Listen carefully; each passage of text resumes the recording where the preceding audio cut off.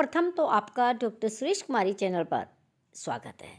देखिए, आज हम चर्चा करेंगे कि राजनीति विज्ञान, चाहे आप +2 के छात्र हैं, चाहे आप +1 के छात्र हैं, चाहे ग्रेजुएशन के हैं। तो देखिए, लोकतांत्रिक शासन व्यवस्था में राजनीतिक दलों का विशेष महत्व है। तो आज हम राजनीतिक दलों पर चर्चा करेंगे।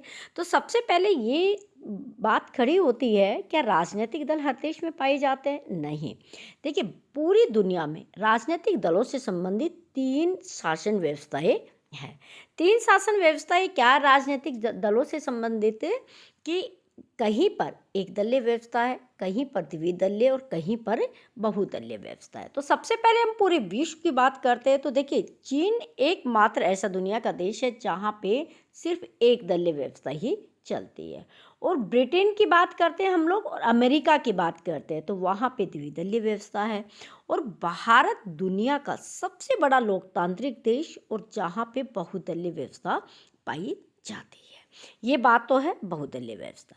चलिए अब हम देखते हैं कि बहुदलीय व्यवस्था होती क्या है। बहुदलीय व्यवस्था वो होती है जहाँ पे 2 से अधिक दल सत्ता में क्या होते हैं, बने रहते हैं। 2 से अधिक दल सत्ता में बने रहते हैं, जिसमें से उनको भी हम 2 कैटेगरी में बांटते हैं। एक होता है राष्ट्रीय मान्यता प्राप्त दल और एक होता है कि राज्य स्तर के या फिर क्षेत्रीय दल या प्रांतीय दल भी जिनको कहा जाता है। तो आज का हमारा जो टॉपिक है वो स्पेशल है कि राष्ट्रीय मान्यता प्राप्त दल है वो क्या है। तो सबसे पहले ये समझ लेते हैं कि राष्ट्रीय मान्यता प्राप्त दल है या क्षेत्रीय दल है या किसी भी तरह का दल है तो उनका पंजीकरण कौन करता है। जब तक उनका पंजीकरण नहीं होगा तो हम उनको दलों को नहीं माने।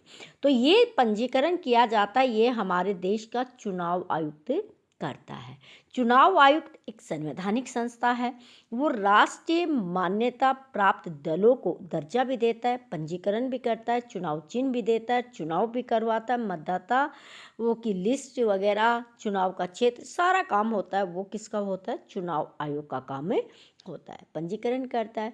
तो अब हम चर्चा करेंगे समय समय पर राष्ट्रीय मान्यता प्राप्त दलों की संख्या है ना वो घटती बढ़ती रहती है, क्योंकि जब भी हमारी संसद के चुनाव होंगे उन चुनाव में यानी कि आपकी पार्टी के कितने क्या बनते हैं, आपकी पार्टी के कितने एमपी हो, ठीक है, कितने एमपी हो, कितने मत प्रतिशत हो, उस पर डिपेंड करता है। भाई जितने भी मत पड़ते हैं उसके चुनाव में तो 6% मत प्राप्त हो या 4 या फिर कई 2 क्षेत्र यानी कि दोनों की, ये मैं एक अलग से वीडियो बनाऊंगी क्योंकि वीडियो ज़्यादा लंबा हो जाएगा ये सारी चीज़ों को समझाने के लिए। तो मैं अभी यही बताना चाहती हूँ कि राष्ट्रीय मान्यता प्राप्त दल है जो अंतिम बार हमारी लोकसभा के लिए जो चुनाव हुआ था अंतिम बार, तो अंतिम बार लोकसभा के चुनाव कब हुआ था, 2019 में, ठीक है। 2019 के बेस पर जो हमने देखा कि कितने दल ऐसे हैं जिनको प्रतिशत जो जितना होना चाहिए 6% इन्होंने मत प्राप्त कर लिया है, इतनी सीटें प्राप्त कर ली है, तो ये राष्ट्रीय दल का दर्जा प्राप्त करेंगे। तो उसी पर हम चर्चा करेंगे कि वर्तमान समय में 2019 के बेस पर भारत में कितने मान्यता प्राप्त राजनीतिक दल है। तो देखिए वो दलों की संख्या कितनी है, 7 है।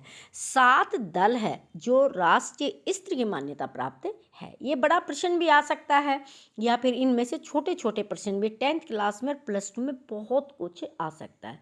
तो पहले लेवल पे हम लेते हैं कि ऑल इंडिया तृणमूल कांग्रेस, जिसकी स्थापना 1 जनवरी 1998 को हुई थी। ये हमें ध्यान रखना है कि वर्तमान समय में ये पश्चिमी बंगाल में इसका ज़्यादा प्रभाव है, कहीं कहीं पर इसका प्रभाव मणिपुर यानी कि जो हमारे उत्तर पूर्वोत्तर राज्य हैं वहाँ पर इसका प्रभाव देखने को मिलता है।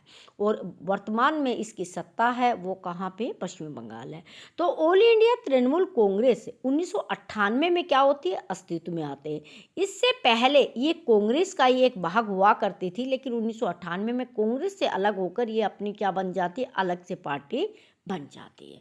और इसका पूर्ण रूप से बहुमत है पश्चिमी बंगाल में, यानी कि वेस्ट बंगाल में इसका पूरा का पूरा क्या है, बहुमत है।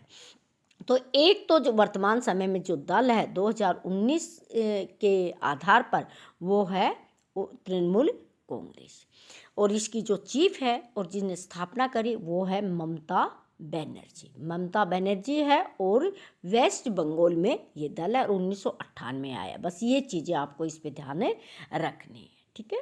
नेक्स्ट हम चलते हैं, देखिए दूसरा जो हमारा दल है बहुजन समाज पार्टी। ये देखिए बहुजन समाज पार्टी है, उत्तर प्रदेश में है और 1984 में अस्तित्व में आई थी। इस पार्टी की स्थापना स्वर्गीय काशीराम ने की थी। अब वर्तमान समय में इसकी चीफ है या अध्यक्ष है या जो भी पद दिया जाता वो है सुश्री मायावती, ठीक है।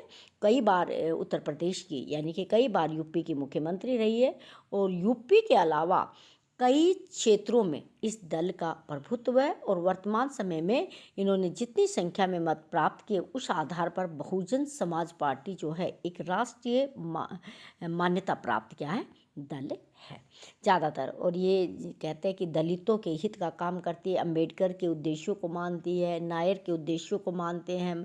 तो कई तरह से कहा जाए कि एक बार दलितों के हित में काम करने वाली पार्टी माना जाता है। अब हम चर्चा कर लेते हैं जो तीसरी मान्यता प्राप्त राष्ट्रीय मान्यता प्राप्त जो दल है वो है भारतीय जनता पार्टी, जो वर्तमान समय में सत्ता में है और 2014 से लेकर अब तक वर्तमान तक क्या है भारतीय जनता पार्टी है वो क्या है सत्ता में है। तो 1980 में जनता पार्टी की स्थापना होती है, लेकिन कहा यह जाता है या माना जाता है कि जनता पार्टी जो है तो 1951 के अंदर एक संस्था की जिसका नाम था संघ संस्था थी, संघ यानी कि जनसंघ, संघ नहीं सॉरी जनसंघ थी। जनसंघ श्यामा प्रसाद मुखर्जी के उद्देश्यों को लेकर बने थे, उसी को पुनर्जीवित करके 1980 में ये पार्टी बनी थी। जब पहली बार लोकसभा का चुनाव लड़ा तो 2 ही सीटें मिली थी और वर्तमान समय में 303 इससे ज़्यादा स्वयं बीजेपी की क्या है MP है। तो ये है बीजेपी जो वर्तमान समय में 2014 से अब तक सत्ता में है। तो राष्ट्रीय मान्यता प्राप्त दल है। चौथा राष्ट्रीय मान्यता प्राप्त दल है वो है communist party of India CPI। यहाँ पे कन्फ्यूजन थोड़ा सा हो सकता है क्योंकि कम्युनिस्ट पार्टी ऑफ इंडिया एक है मार्क्सिस्ट CPIM और एक है CPI। तो ये जो पार्टी है कम्युनिस्ट पार्टी जो है इसकी स्थापना स्वतंत्रता से पहले ही हुई थी, यानी कि 1925 में इसकी स्थापना हो गई थी। और ये क्या करती है कार्ल मार्क्स के सिद्धांतों को, लेनिनवाद के सिद्धांतों को क्या करती है मानती है। 1925 में इसकी स्थापना हुई थी मजदूरों के हित में, किसानों के हित में काम करने के लिए। और भारत के अंदर 1925 से ही स्थापित है, लेकिन पश्चिमी बंगाल में लगभग इसने 34 वर्ष तक बहुत लंबे पीरियड तक पश्चिम बंगाल में क्या किया शासन किया है। कुछ कुछ स्थानों पर केरला में, ईस्ट पूर्व में कहीं कहीं थोड़ी थोड़ी इसके पास क्या होती है सीटें होती है, वहाँ पे काम करते। तो वर्तमान समय में चौथे नंबर पे जो पार्टी है जिसको राष्ट्रीय मान्यता प्राप्त दल का दर्जा मिला हुआ है तो वो हमारी क्या है कम्युनिस्ट पार्टी CPI 1925 में बनी। इसी की पार्टी के अंदर फूट पड़ जाती है और फिर एक नई पार्टी बना ली जाती है 1964 में। तो उस पार्टी को क्या है communist party of India Marxist यानी कि CPIM। तो कई बार प्रश्न आता है 1 नंबर का CPIM कब अस्तित्व में आया CPI, तो एक स्वतंत्रता से पहले और एक उसी को तोड़ के अलग बनी वो 1964 में बने थे।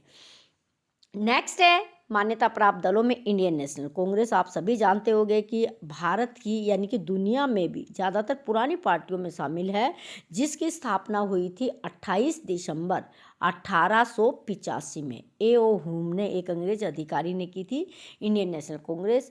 पहले जब भारत आज़ाद हुआ तो प्रथम बार जब चुनाव हुए थे 1952 से लेकर देखा जाए तो 1989 तक बहुत ज़्यादा प्रभाव रहा। उसके बाद गठबंधन का सहारा लेकर, कहा जाए ना जैसे बैसाखियों का सहारा लेकर कांग्रेस ने चली है और वर्तमान समय में तो पूर्ण रूप से एक तरह से अपाहिज सी हो गई है, अब कहीं भी कोई वजूद नहीं है। और ये भी ठीक है कि एक बार कोई भी चीज़ होती है तो उसका पतन भी तय होता है, नई चीज़ों को आने का क्या मिलता है मौका मिलता है। तो 6 नंबर की हमारी पार्टी है वो है कांग्रेस पार्टी जो मान्यता प्राप्त है। 7 नंबर पे राष्ट्रीय मान्यता प्राप्त दलों में आती है राष्ट्रवादी कांग्रेस पार्टी। अब राष्ट्रवादी कांग्रेस पार्टी है क्या, मैं आपको बता देती हूँ कि राष्ट्रवादी कांग्रेस पार्टी का जो प्रभाव है वो दक्षिण में शरद पवार जो है ना, शरद पवार इसके मुख्य नेता है। और ये भी कांग्रेस से अलग होके 1999 में बनने वाली क्या है, पार्टी है।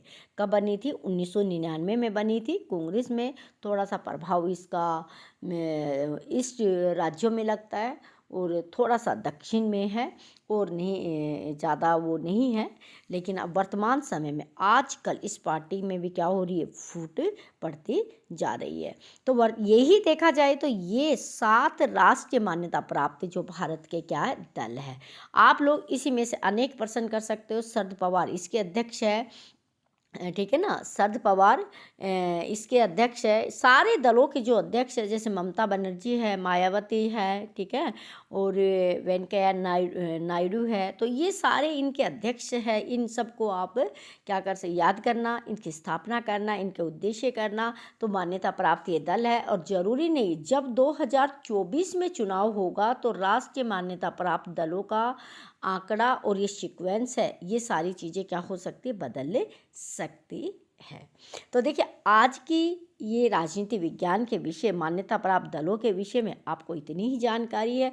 अगर आपको ये जानकारी अच्छी लगे, आप अच्छे से इस पे क्वेश्चन बना के लिख सकते हैं। और आपको समझ में आ रहा है तो आप वीडियो को लाइक कीजिएगा, शेयर कीजिएगा और चैनल को सब्सक्राइब कीजिएगा। Thanks for watching. धन्यवाद।